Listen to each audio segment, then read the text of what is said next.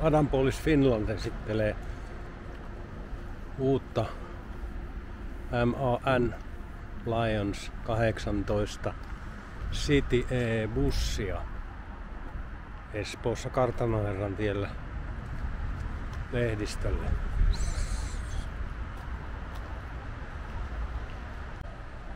Adam Police Finland on uusi yritys Suomessa, liettualainen omistaja, joka osti Keskon MAN-liiketoiminnat viime keväänä ja on nyt 10 vuoden tauon jälkeen käynnistämässä Suomessa MAN bussiliiketoimintaa eli bussien myyntiä.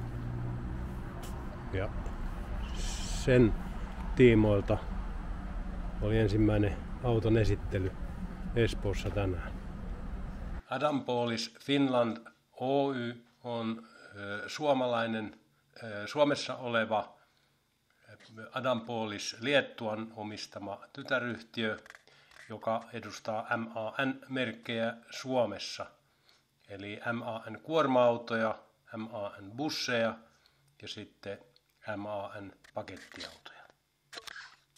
Tämä Lions E18 on nivelbussi, 3-akselinen nivelbussi, ja siinä on neliveto, eli vetoauton taka-akseli ja tämä nivellessä oleva perävaunu vetää.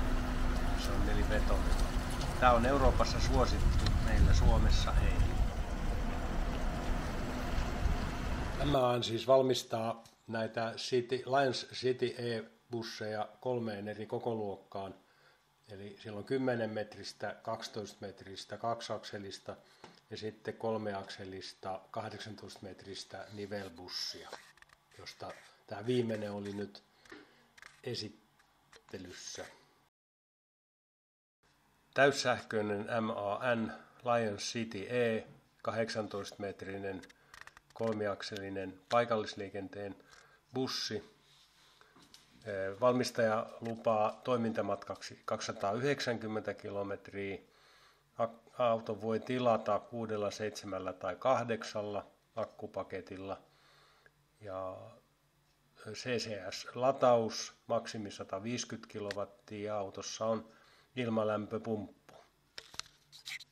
MAN ilmoittaa valmistaneensa jo yli 1000 täyssähköistä Lions City E-bussia. Ja ne on valmistettu Puolan tehtaalla. Jäädään mielenkiinnolla odottamaan MAN menestystä myös Suomessa.